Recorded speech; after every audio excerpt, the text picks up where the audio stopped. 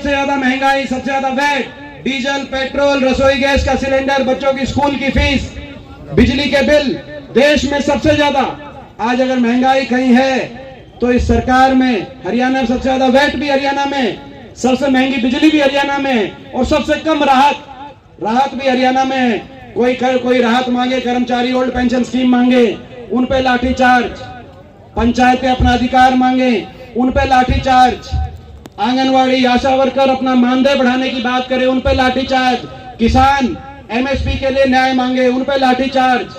तो महंगाई, बेरोजगारी, हर वर्ग पे अन्याय और ऐसा अहंकार।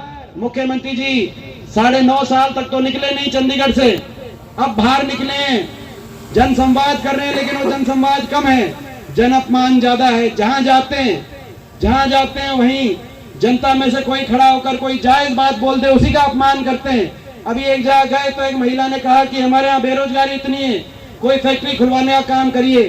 तो उन्होंने कहा कि आप फैक्ट्री की क्या बात करते हो, इनको चंद्रयान पे बिठा के इनको चांद भेज दो। आपने देखा होगा।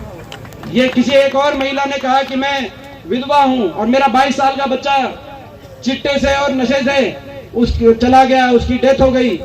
आप ये काम बंद करवाइए, नशा बेचने का काम यहाँ पे बीजेपी का एक आदमी करता है। सिरसा में एक लेडीज ने कहा, बोले इन्हें उठा के बाहर फेंकवा दो।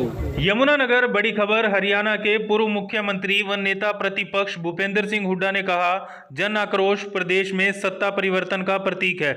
हुड्डा ने हरियाणा दिवस के अवसर पर हरियाणा राज्य की स्थापना के 57 साल पूरे होने पर सभी प्रदेशवासियों को बधाई दी। उन्होंने आज रादौर हलके में विशाल जन आक्रोश रैली कर प्रदेश में बदलाव का बिगुल फूंक दिया। नेता प्रतिपक्ष भूपेंद्र सिंह हुड्डा और प्रदेश कांग्रेस अध्यक्ष चौधरी उदयभान प्रदेश के सभी 90 विधानसभा हलकों का दौरा करेंगे। जन आक्रोश रैली में आज लोगों का हुजूम उमड़ पड़ा। कार्यक्रम स्थल पर कहीं भी पैर रखने तक की जगह नहीं बची और आसपास की सारी सड़कें जाम हो चुकी थी। जितने लोग पंडाल में मौजूद थे उससे ज़्यादा लोग पंडाल के बाहर सड़कों पर मौजूद रहे। सुबह से ही लोग ढोल नगाड़ों के साथ साथ सभा स्थल पर पहुंचने शुरू हो गए। भारी भीड़ से उत्साहित नेता प्रतिपक्ष चौधरी भूपेंद्र सिंह हुड्डा ने कहा, आज इस जन समुद्र के जोश और समर्थन को देखकर मैं दावे से कह सकता हूं कि प्रदेश में बदलाव तय है, वहीं से कोई नहीं रोक सकता। वहीं जन आक्रोश रैली के दौरान पूर्व विधायक दिलबाग सिंह के भाई गुरबाज सिंह संधू पहलवान ने अपने सैकड़ों साथियों के साथ इनेलो छोड़कर कांग्रेस पार्टी ज्वाइन कर ली। भूपेंद्र सिंह हुड्डा व दीपेंद्र सिंह हुड्डा ने जनता को संबोधित करते हुए कहा, आज हरियाणा में भ्रष्टाचार, अपराध, बेरोजगारी व जनता परेशान, अनेकों मुद्दे हैं जिसको लेकर जनता बहुत परेशान है। जनता अब मन बना चुकी है कि आने वाले चुनाव में भाजपा को सत्ता से बाहर कर कांग्रेस को फिर सत्ता में वापस लाकर हरियाणा और देश का इतिहास बदलेंगे।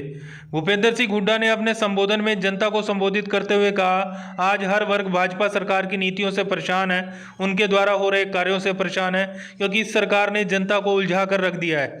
कभी प्रॉपर्टी आईडी में तो कभी फैमिली आईडी में, कभी अनेकों टैक्स देने के नाम पर जनता को परेशान करने का काम किया जा रहा है। उन्होंने कहा, आज व्यापारी, मजदूर, किसान सभी परेशान हैं। मजदूरों को उचित मजदूरी नहीं तो किसानों को फसल का मुआवजा नहीं, व्यापारी को व्यापार में घाटे के अलावा कुछ नहीं। आज दिन रात मेहनत करके अन्न उगाने वाला, देश की जनता का पेट भरने वाला, वह भी भाजपा सरकार की नीतियों से बच नहीं पाया। आज हर चीज महंगी हो गई है। खेती के लिए जो खाद्य सामग्री होनी चाहिए वह पहुंच से बाहर है। वहीं कांग्रेस नेता दीपेंद्र हुड्डा ने कहा, आज हरियाणा में भ्रष्टाचार का बोलबाला है। पढ़ा लिखा बेरोजगार युवक बेकार घूम रहा है। यही हाल हर एक घर का नहीं, पूरे हरियाणा प्रदेश का है। लेकिन हरियाणा की युवा के साथ भेदभाव हो रहा है। हरियाणा के बाहर के लोग आकर हरियाणा में नौकरी कर रहे हैं। देश में खिलाड़ियों को पूरा मान सम्मान कांग्रेस के राज में मिलता था। सरकार ने उचित सम्मान दिया, उनका हौसला बढ़ाया, लेकिन आज खिलाड़ियों का भी मान सम्मान करने वाला कोई नहीं है। हरियाणा अपराध में, भ्रष्टाचारी में व नशे में नंबर 1 है। अब जनता ने मन बना लिया है कि आने वाले चुनाव में भाजपा को हरियाणा व देश से बाहर करके कांग्रेस को सत्ता में लाने का काम करेंगे। आज रादौर की धरती से यह आवाज जनता ही की है कि आने वाले मुख्यमंत्री भूपेंद्र सिंह हुड्डा होंगे। उनके नेतृत्व में कांग्रेस का हरियाणा में फिर से आगमन होगा। देखें रिपोर्ट। कि वायदे किए, आज इनसे सवाल पूछो आप भाई, एमएसपी की गारंटी की बात कही थी आपने, कहाँ है एमएसपी? किसान को मिलती है एमएसपी? कही थी 5100 रुपये पेंशन देंगे। सरकार बनते ही इन्होंने कहा, जब इनका गठबंधन हुआ, 5100 रुपये पेंशन देंगे। फिर कहा पुरानी पेंशन लागू करेंगे। पंजाब के समान वेतनमान देंगे, हर जिले में मेडिकल कॉलेज बनाएंगे और गन्ने का भाव बहुत अच्छा देंगे। हाँ, तो आज क्या भाई, ना तो मेडिकल कॉलेज ना एमएसपी। तो मैं ज्यादा लंबा नहीं बोलता, मैं तो एक ही बात कहता हूं, जहां तक सवाल है किसान के एमएसपी का, वो रायपुर में कांग्रेस अधिवेशन में मैं उसका अध्यक्षता पास हुआ ये कि हम किसान को एमएसपी की कानूनी गारंटी देंगे ताकि कोई भी आदमी इसको किसान को ठग ना सके एमएसपी को। ये आपके सामने है और बहुत सारी बातें हैं। कहा 5100 रुपये पेंशन देंगे, इनने तो पेंशन क्या किया, कभी बढ़ाते कभी घटाते कभी घटाते, कहा था कुछ। हमने तो कह रखा है कि हमारी सरकार कांग्रेस की सरकार आएगी तो भाई बुढ़ापा पेंशन 6000 रुपये करेंगे, 6000 रुपये। महंगाई बढ़ रही है, मेरी बहनें नजर नहीं आ रही मेरे को, उनका गैस सिलेंडर, सब गैस पे रोटियां बनाते हैं आजकल, गैस का क्या सिलेंडर क्या भाव आ गया। राजस्थान में अरे वहां कांग्रेस की सरकार ने 500 रुपए दिया है, 500 रुपए में गैस सिलेंडर। हमारी सरकार आएगी तो 500 रुपए ही गैस सिलेंडर का देंगे भाई। और एक भी इन्होंने दिया हो, एक भी, ना गरीब के, ना किसान के, ना मजदूर के, ना व्यापारी के।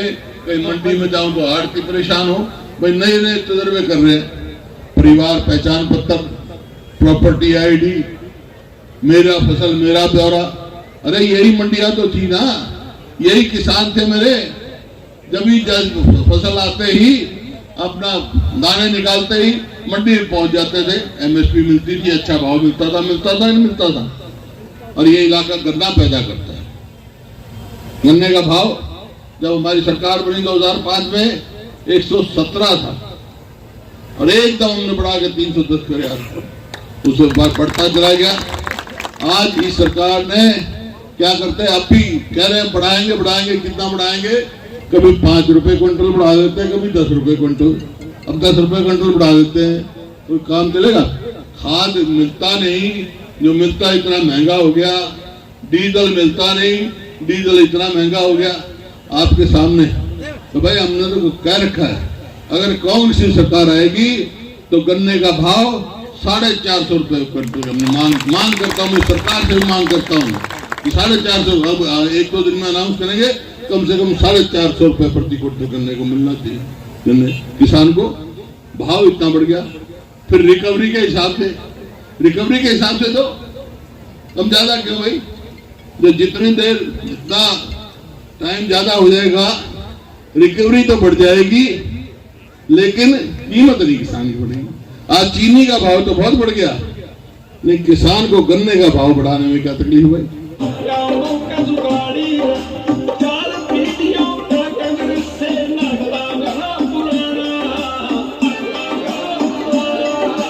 नौजवानों की